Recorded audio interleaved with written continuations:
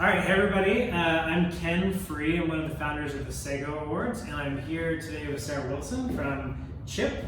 Chip is one of my favorite companies because I am addicted to sugar. And I love chocolate chip cookies, and she's created an amazing business with Chip in the food industry. So we're excited to talk to her today. So Sarah, tell us just a little bit how you got started, like how you got started with Chip, and a little bit of your background as an entrepreneur. Okay, sure. So Chip actually started from pregnancy cravings. I was pregnant with our first daughter, and I would crave chocolate chip cookies. Like that was the thing I wanted, and it was our first, and so it was like this wasn't just a craving; I needed it. Yeah. And it was mostly late at night, and so my husband found himself running around town looking for cookies, and there really weren't a lot of options for like a fresh cookie. So I'm telling him, okay, well, go make me some, and he's not really a baker. And anyway, we lived in LA at the time, and we did have a lot of things delivered. We had our laundry, and we kind of thought, why can't you get a cookie delivered, or even like a dessert or something warm and fresh? And so we kind of started thinking about it, and I think over a few months we're like, we should try this. Like we think this is, we would order this every night, especially while I'm pregnant. Yeah. And so we went to work on a business plan, and we were living in LA, but we thought, where could we test this? And I think that is a good lesson as being an entrepreneur that I kind of learned is testing out the idea. Before you really throw in a ton of money and time, let's test this and see, like, are we the only people that want cookies? Yeah. Like, we don't know. And so we were able to find a rental kitchen in Provo where we both went to school and knew the city a little bit, and we also knew there were a lot of pregnant women there. Yeah. And students staying up late. So we decided, let's try it. And we had a really good recipe. We went to work testing it, and we hand samples out at BYU and get, like, what kind of cookie do you like? We knew we wanted to keep it really simple.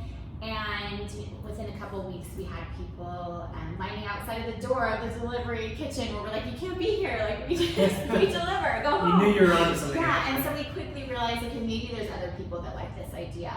And here we are now, about 3.5 years later. Wow. Was the recipe, was that just like one that you had made at home? It's like a family recipe, or were you tweaking it, or like what did you do with the recipe? Yeah, totally tweaked it. We had a really good recipe that I've used for years. I mean, even in college, I was known as baking cookies for everybody. Yeah.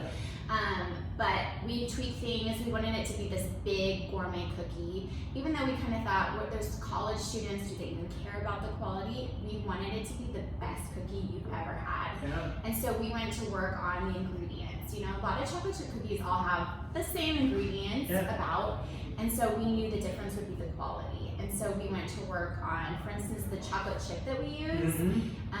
There's an ice cream company in Santa Barbara that is, my husband, we are obsessed with it. And we're like, what chocolate do they use? Like, we have to use whatever chocolate they use. And so we use that chocolate still to this day. That's awesome.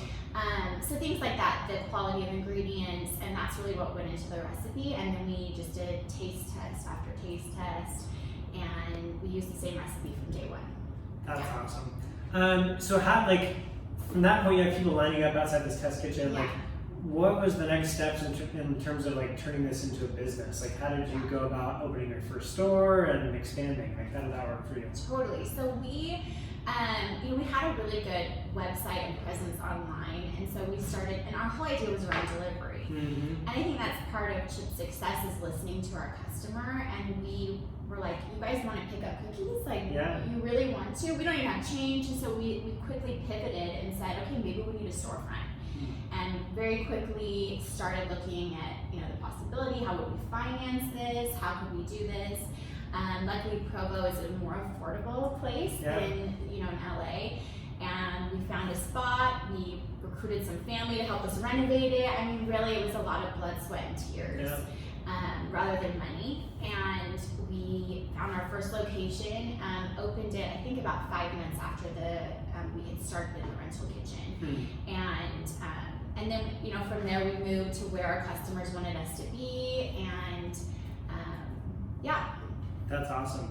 And I mean, it really sounds like you had an experience, which I think a lot of entrepreneurs do, which is you're just figuring it out as you go. There are a lot of people I know who are interested in becoming entrepreneurs. What was that process like for you mentally? Like, did you feel like you had the answers, or you knew what you were doing, or did it feel like man, we're just kind of making this work? Like, how is that for you? Totally. And you know what? One thing I've learned is there are insecurities that come through this process. You know, I started to think, I'm not a pastry chef. I've never run a bakery. Like, who am I to be doing this? You start to have those doubts. But I have really realized that it's actually an advantage to not be an expert at these things. You come in with a totally different perspective. You know, we really broke the industry here with baking. You know, typically a bakery model is bake everything 3, 4 in the morning, and then it sits in the cabinet, you know, throughout the day until it's sold. We bake fresh cookies all day long. That was new to people, that you can get a warm cookie any time of the day. Yeah. And so, you know, probably someone who had a more traditional background wouldn't think that way. We have really broken those molds, and so I take those insecurities and the fears that I have and turn it into a positive of, okay, well, maybe they wouldn't think this way, and it's actually, you know, I think people underestimating is a good thing. Absolutely. And that's really helped me a lot. No, I love these. Yeah, whenever people talk to me about this, I always tell them, like, no one knows what they're doing. No one. And I think a lot of times, like, we wait for permission from people, or to feel like, oh, I have to be the expert. Yeah. And it's like, nobody knows. It's like the only thing stopping you is you, and you can figure it out. The So. older you get, the more you're like, nobody knows what they're doing. Yeah. You think that everyone, these adults or these, you know, elders know better. And you're like, none of us know what we're doing. Yeah. It's all trial and error, and it's really in those times that you learn so much. And you do fail. Like, we've totally made mistakes, and it's just about getting up and pivoting and quickly trying something else and learning what works for you. Totally. So you're a mom. How many kids do you have? Yeah, 3. And what has that experience been like for you being a mom? I know your husband, like, he had a job before this, and I believe you told me he's helping you full time with Chip now. Yeah. Like, how's the experience been on your family and on you as a mom? It's so hard. Yeah. I mean, it is a daily struggle, and I think that you start to learn that's never going to go away. Like, I live with mom guilt all the time, but I started to realize I would have mom guilt no matter what. You know, we feel bad no matter what, and I think that shows that you're a good mom, that you have those feelings. But it's definitely impacted our family. You know, when you have a business, it doesn't, at 5 o'clock, it's not over. Like, it's your whole life, it's stressful. So I think finding those boundaries for your family. My mom said something that has really helped me is to, you know, outsource the things that don't need my touch. Yeah. And that's really helped me. I mean, with my kids, I feel like they only need my touch, you know? And so I really have organized my life. They're my priority, and they come first for me. But even in business, do I really need to do this? Can I have somebody else do that for me? Because I tend to want to control everything. I think as women, we tend to want to do everything ourselves. Yeah. And so to delegate and to really prioritize those things and have a team of people helping you, I think that women need to know, you know, you might see somebody who's a working mom and has kids, and it might seem like it's perfect, but it's a mess, and we have so much help. Like, I have somebody that helps me watch my kids. I have a team of people helping me. And it's okay that you have help, right? Yeah. And you need that. And if you're gonna try to do it all on your own, you're gonna fail, and your kids are gonna fail. Yeah.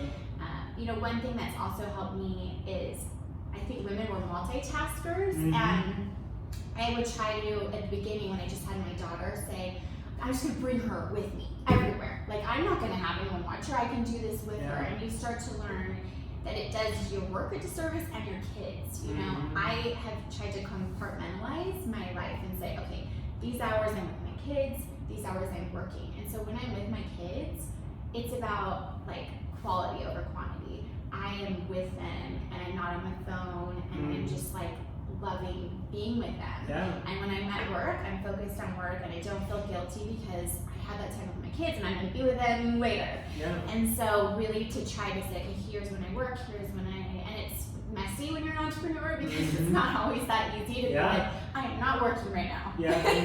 There's no such thing as like work-life balance. Yes. It's like, but as much as you can, try to, you know, plan your life around that. You know, for me, mornings are really important for me to be with my kids and to wake up with them and to eat breakfast, talk to them, play with them. Yeah. And that comes at a price. At night, they go to bed and I'm working. Yeah. But that's kind of the life of being a mom and working, and it's all worth it in the end. Yeah, that's awesome. What do you hope? Like, your kids are still young. one thing I'm always interested in is like, what do you hope to teach your kids about life or business, like through your experience as an entrepreneur? Because I think entrepreneurs have a unique perspective on how they teach their kids about, really about being smart business people eventually. Like, what do you want to teach your kids about? I mean, obviously the cheesy thing is like they can do anything and to believe in themselves. I also, I think I grew up being really afraid of failure. I think a lot of us do, and I've come to this place, and I've had some mentors as well, that failing is a wonderful thing. The owner of Spank, Sarah Blakely, who's a huge, I idolize her. I have a quote next to my mirror of hers, that the biggest risk in life is not risking. And she talks about growing up and how her dad used to sit at the dinner table. This is like shocking to me because so different how I grew up. And he'd say, "What did you fail at today? Like, I want to know what you failed at." And they would celebrate those failures and what you learned from them. And just the fact that you're trying was a celebration. That was never the way I grew up or how I see life. And so I want my kids to feel that way, to feel that failure is great because it means that they tried, and then what did they learn from it, and then pick themselves up and try again. And that is the biggest lesson I would love to pass on to my kids. And it doesn't matter if they try 10 different companies and none of them ever have any customers or succeed, I would be so proud of them for trying. Like, that's what life is about. No, I love that you said that. My oldest daughter, she sees my wife and I run a lot, so she's asking if she can do a race. And so we just signed her up for her first one. Her first question to me was, "What if I come in last?" And I told her, I just said, it's okay. Like, this isn't your only race. Like, if you come in last, then we know we can work on for next time, and you can, like, you won't always come in last. Like, I'm sure you won't this time either, but like, it's just all about improvement. But it's hard for kids to learn that lesson. So, no, I think that's amazing that you're focused on that. You like as the founder of a company, like, it has a huge, I think, impact on you as a person. Have you noticed any major changes in yourself, just personally, where you've had to grow in order to be like the leader your business needs you to be, as a business has evolved? I mean, this has stretched me in ways that are so uncomfortable for me. But I think it really is that, like, failure. I am a perfectionist. I am not an entrepreneur. Like, it's so funny to be in this world. I mean, I am now, but I am like a play it safe. I went to college, I went to graduate school, I ready to climb the corporate ladder. Where's your graduate degree? In sports management. I worked in sports. And so I was very happy with that safe life of getting a paycheck, and like, that's safe to me. And so, but what I've learned is like, that wasn't really living. That wasn't really who I wanted to be. I was just so afraid again of that failure. And when you fail, and I've failed so many times in my life, when you fail and you get through it on the other side and you're okay, you're like, okay, like, I can fail. And in fact, it actually makes me stronger, and I learn more lessons, and I'm less critical of myself. That has really been the biggest thing for me, is to just not be afraid of failure and to learn from it and then quickly pivot to say, okay, this doesn't work, I'm going to try something else, and to not let it defeat me. And not that I'm like so resilient, but I think you have to try to be, and you just get this courage. I just feel like I've learned how resilient I can be and the courage that I can have in life, and it helps you with every aspect of your life. That's cool. You mentioned earlier something about mentors. I mean, who else are some of your mentors, or like who are some entrepreneurs that inspire you? So Sarah Blakely is like my all-time. I mean, she's so fun to follow on Instagram. I love her husband. I mean, Jesse. They're just, because my husband and I work together. So to have a family of entrepreneurs is so, I love watching them. I mean, I'm a huge fan of Oprah, not that she's an entrepreneur. I don't know if she's an entrepreneur. I would say so. I mean, like, she's made quite like an empire. I love like an Ellen. I love people who are just kind of breaking the mold. You'll get from like an Ellen who just, the talk shows were kind of dying, and then she brought it back because she just sees it differently, and the humor and the fun in life, Sarah is a huge example of somebody who like believed in a product. I mean, when I remember going to some friends and saying, we want to do this cookie delivery thing, and people literally being like, okay, like, have fun. You know, like, really, I mean, my parents, a lot of people in my life. And I think a lot of people experience that with almost any idea they share. Yes. Like, people don't see it until it clicks. No, they don't. And so, really having that confidence, and you do, you're like, well, these people know me, maybe they're right, and just having that, well, I'm gonna try it. And you know what, I bet most of the time it fails, and that's okay, and you have to get to a place where you're okay with that, and you're gonna keep trying something else. And I think that's the thing too, is you don't know, and I think Sarah talks a lot about this, it's like, you don't know what's gonna stick, you know? Like, you don't know what thing is gonna be what resonates with your customers, or what's, you know. I love Allison from the Allison Shows, a dear friend of mine. We went to college together, and I love the things that she teaches and preaches and, you know, dances about. But, you know, she has created Vice on that too. I mean, she did a million different things before she found that this was what she wanted to do. And, you know, just to continue on again. I don't know why I'm talking so much about failure, but just being resilient and learning to keep going. I mean, that's what life is all about, really. Totally.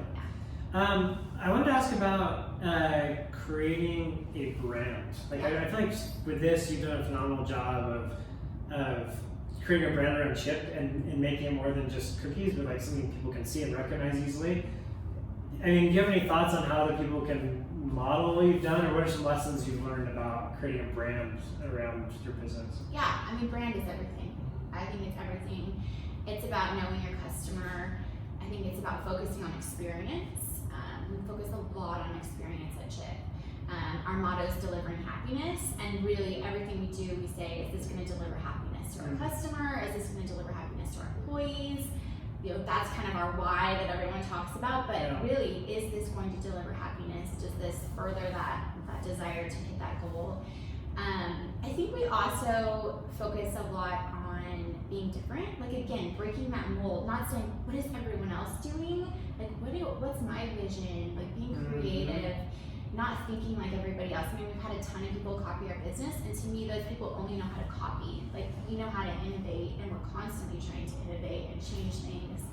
I think having a community, you know, Chip, we do a program called the Chip of the Month program, where we partner with different businesses and influencers, and really having a community of people who support your brand and love your brand.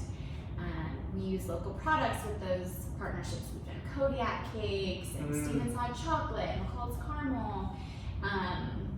So I think just having that community of people makes your brand so strong. There's so much more depth to it than just saying buy some cookies, you know? And supporting other entrepreneurs and other businesses. Like, it doesn't necessarily benefit us to use like a Stevens Hot Cocoa. It's probably a lot more expensive than using another brand, but we love that. We love supporting other local businesses, and we love what that does to deepen our brand, and you know, to further that initiative of delivering happiness not just to our customers but to the community around us as well. That's awesome. So if somebody wants a Chip cookie, where can they go to get one? Yeah, so you go to our website, chipcookies.co, or we have an app. You can download our app, or you can stop by any of our stores. Awesome. Yeah. Thank you so much for sharing your wisdom with us. And yeah, please go try out Chip. Like I said, it's my favorite cookie anywhere. So yeah, thank you very much. Thanks, Ken.